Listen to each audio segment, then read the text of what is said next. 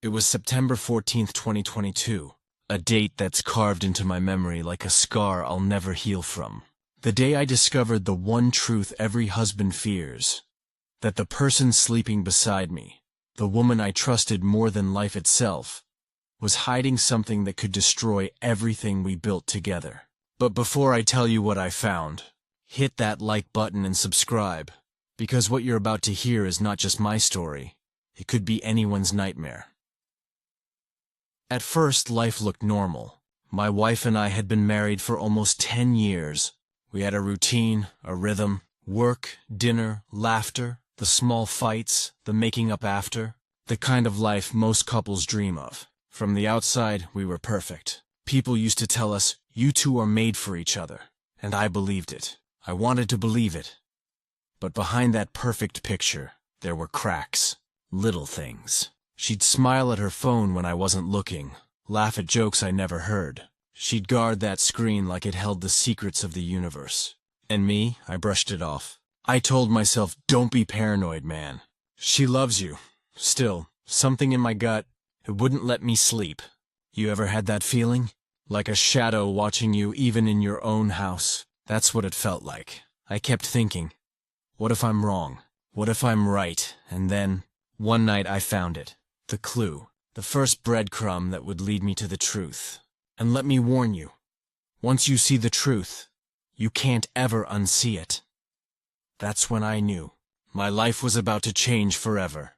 You know, people always say trust is the foundation of a marriage. But what they never tell you is how it feels when that trust starts to shake. One small crack at a time. It started with late-night whispers. Not to me, of course. To someone else. She'd take her phone with her everywhere. Kitchen, bathroom, even when she was just watering the plants outside. Who does that? And when I asked, she'd smile and say, "Oh, it's just work." Work? At midnight? Yeah, right. At first I laughed it off. I told myself maybe I was being too dramatic. But deep down, something didn't add up. She started dressing differently, wearing perfume when she said she was only going to the grocery store. She'd come home distracted, lost in thought, as if her body was here but her mind was somewhere else. One night I decided to test it. I leaned over, reached for her phone casually, and in that split second, she jumped, like I had just tried to snatch a gun from her hands.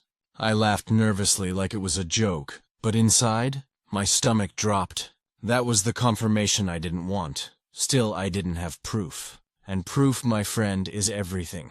Because without it, you're just a jealous husband with wild suspicions. So I started watching, quietly, patiently. I noticed she'd always put her phone face down on the table.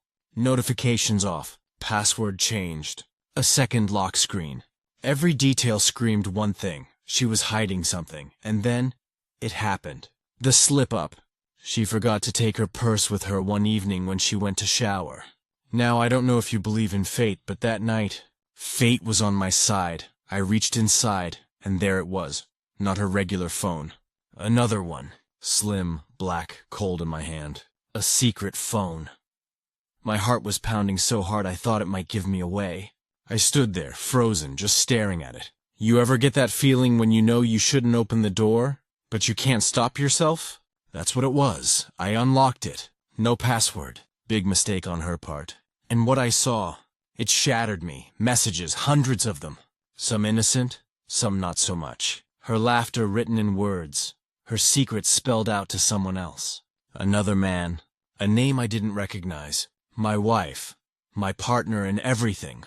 Was living a second life. One text at a time. I scrolled and scrolled. My hands shaking. Words of affection, plans to meet, little details only I thought I knew. And the worst part? She sounded happy, happier than she'd been with me in years. In that moment I wasn't just angry, I was broken, numb.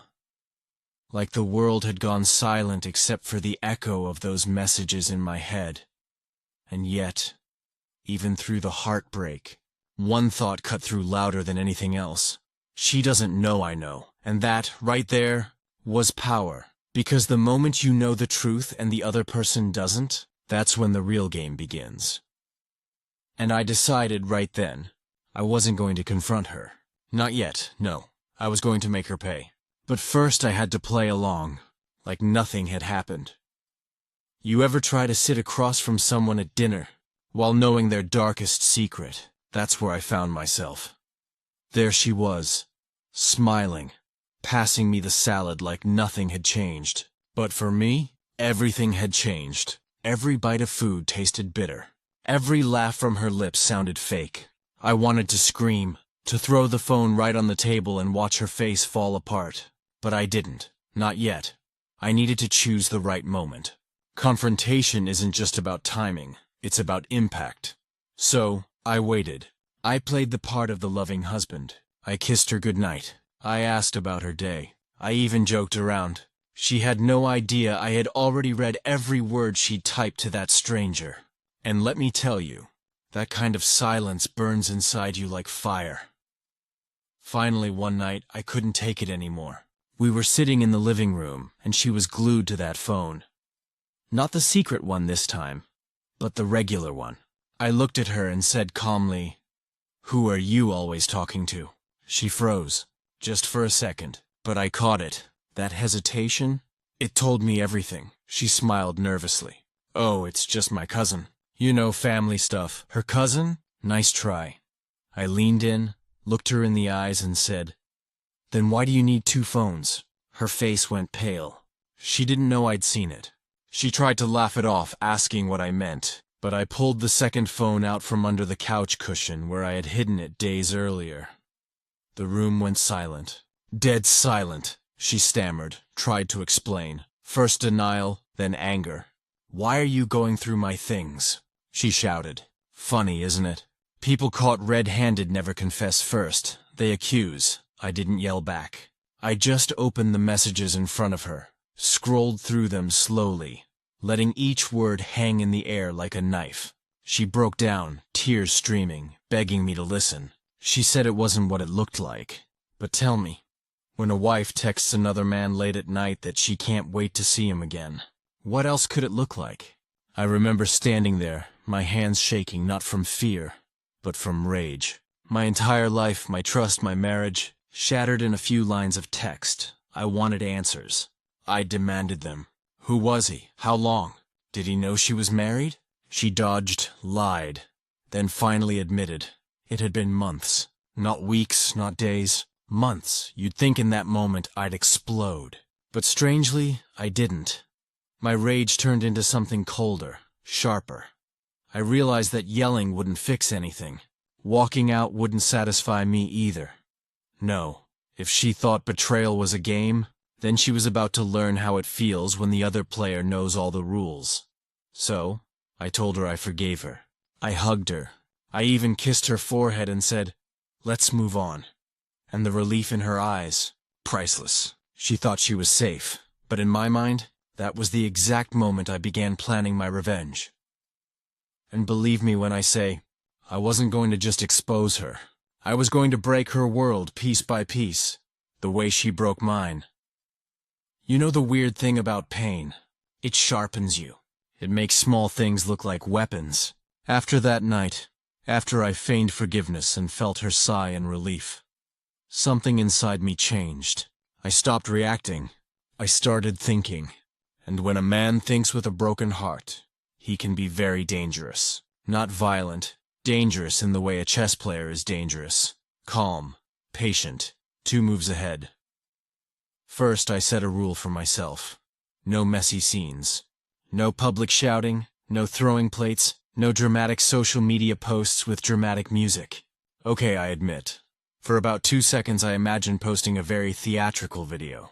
But then I remembered I hate attention. Irony, right? Instead, I decided to plan like a surgeon.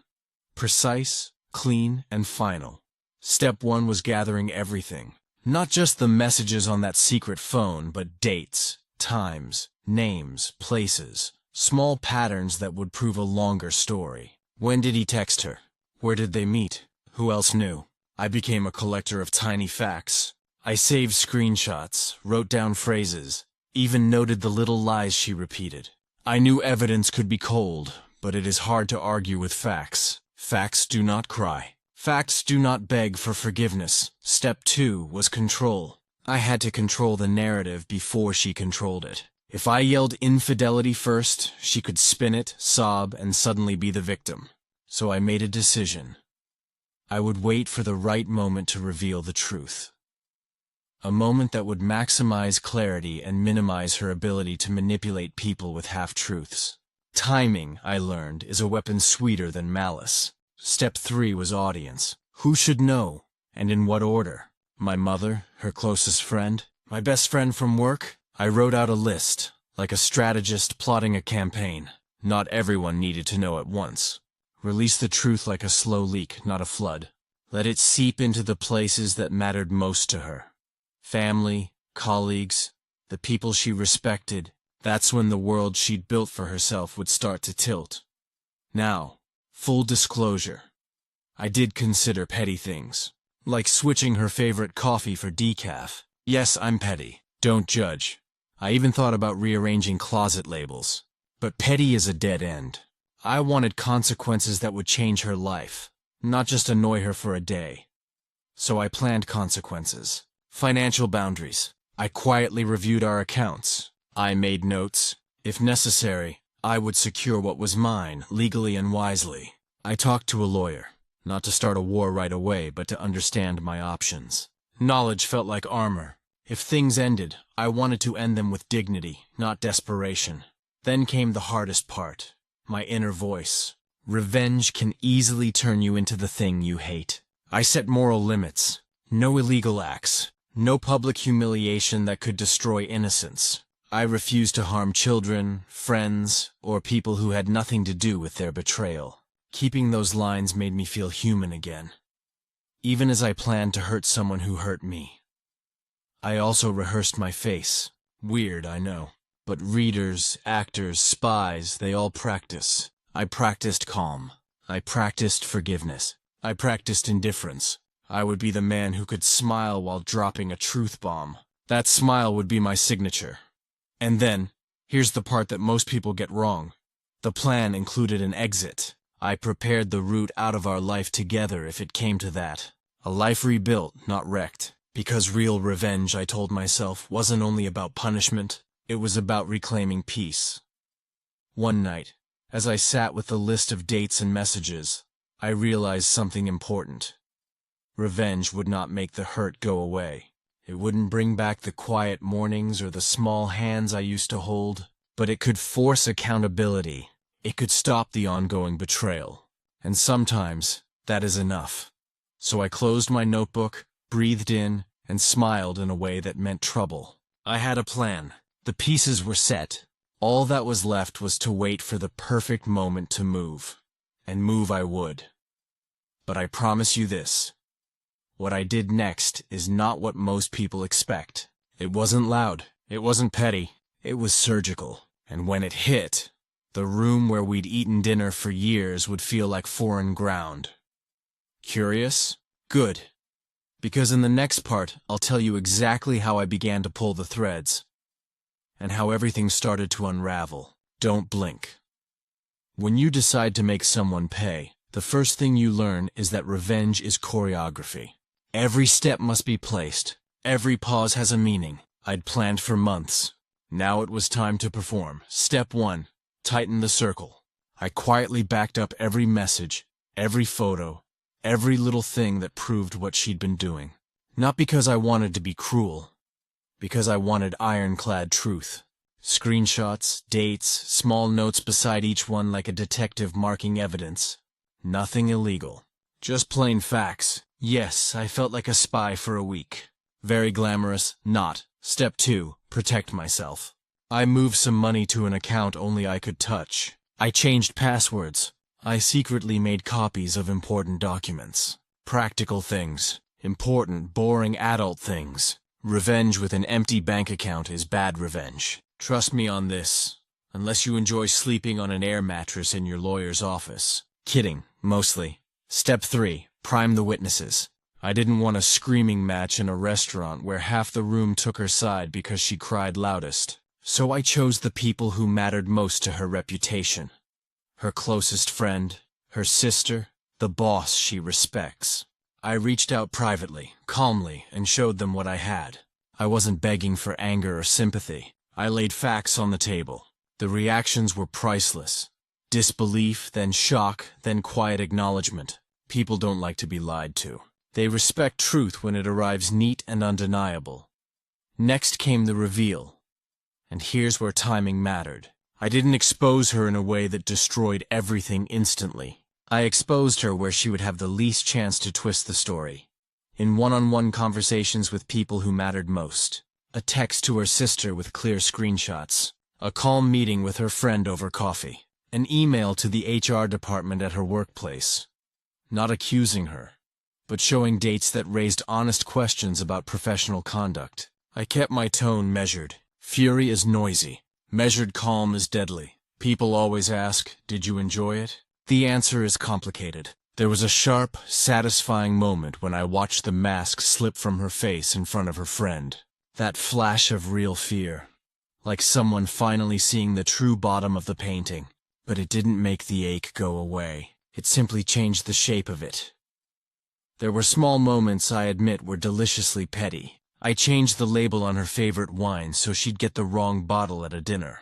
Okay, that one was mean, but it made her frown. And I deserved at least one tiny smile. But the big moves were quieter. Conversations that planted seeds, documents that closed doors, gentle legal moves that made sure one life could be rebuilt without being ruined. Her world started to wobble. Invitations she'd taken for granted stopped coming. People who'd once whispered compliments now asked awkward questions. Her boss called her in. Not to punish her immediately, but to check facts. Her sister stopped answering texts for a while. Little by little, the structure she'd relied on began to creak. I won't lie. Some nights I slept like a soldier after a battle. Other nights I stared at the ceiling, thinking, what have I become? The line between justice and cruelty is thin. I kept reminding myself of the rules I set. No illegal acts, no public shaming of innocent people, no threats. That kept me from becoming the monster I feared. Then came the moment I'd been waiting for. A dinner party she'd organized. Her friends, family, the people who cheered for her. I arrived as if nothing had happened. Smile on, toast in hand. The look on her face when she realized several people already knew the truth was worth all the planning. She tried to laugh it off, to make jokes, but the laughter fell flat. Conversations shifted. Eyes lingered. I sat there, quiet, letting silence do most of the work. That night, as I drove home, I felt a strange calm. Not victory in the cartoon sense. No fireworks, no triumphant music. Just a clean resolve. Some doors had closed. Some doors had opened. The house felt different, like a stage between scenes. You might be thinking I'm proud. Maybe I am. Proud that I took control of my life. But there's also a weight. I traded certainty for consequence. I started to learn that revenge can fix greedy things, but it doesn't heal tender ones. And the cost? Ah, that's where the story turns darker. Because while her world tilted, mine started to change in ways I hadn't predicted. People I thought I could count on reacted in ways that shocked me. Loyalties shifted. Secrets I hadn't expected came to light. Some doors I opened for truth swung back and hit me in the face. But that's for the next part. The fallout was messier than I dreamed, and more revealing. Don't blink, because what happened after the reveal is where everything truly unravels. They say once you pull a thread, the whole fabric unravels. And that's exactly what happened after my revenge landed. At first I thought it was neat, controlled, like a surgeon's cut. But life doesn't work that way. The fallout came fast. My wife, no, I should call her ex-wife, to be spiraled. Her face when she realized the people she cared about already knew. It wasn't just shame, it was fear. Fear that her carefully built image had collapsed overnight. She cried, she begged, she tried to flip the story, saying I was exaggerating, twisting words. But evidence doesn't beg, it just sits there, cold, undeniable.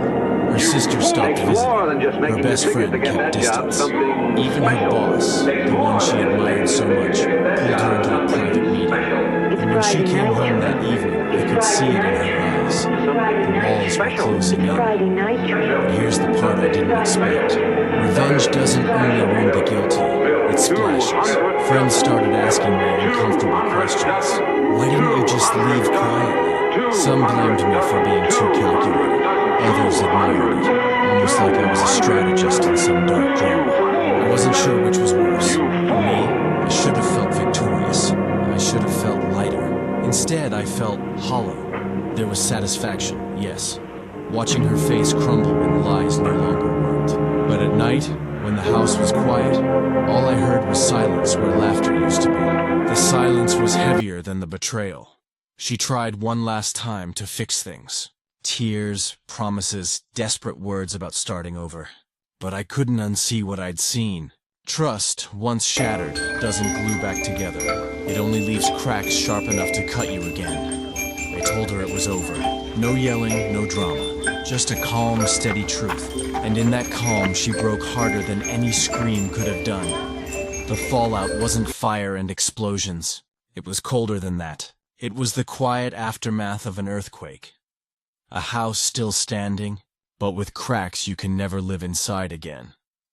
And as I stood in the ruins of what used to be my marriage, one thought burned in my mind.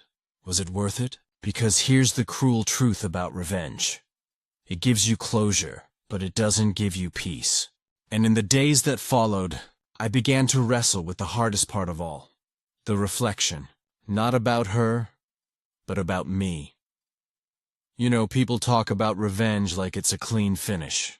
A hammer strike, a final curtain. But it isn't. Revenge is messy, because after the storm is over, you're left with yourself. And that's the part nobody warns you about. I thought exposing her lies would free me. In a way, it did. She couldn't fool me anymore. She couldn't play the saint in front of friends or family. The mask was gone. But late at night, when I looked in the mirror, I saw someone different too. Someone colder, sharper. A man who learned to play games he never wanted to play, and here's the moral weight. Did I go too far? Was I fighting betrayal, or feeding my ego? There were moments I replayed in my head. Her breaking down in front of her sister, the shame in her eyes at that dinner. Did she deserve it? Yes, but did I need to be the executioner? That's the question that kept me up. Sometimes I'd imagine another path, walking away quietly, starting fresh without the drama. Maybe I'd still carry scars, but maybe I'd also carry more peace. Other times I'd remember the hidden phone, the laughter in her messages, and I'd tell myself, no. She needed to feel what I felt, and that cycle of doubt and certainty became its own punishment. Funny thing is, revenge teaches you something about yourself. It shows you what you're capable of, and it forces you to face the shadow you didn't know lived inside you.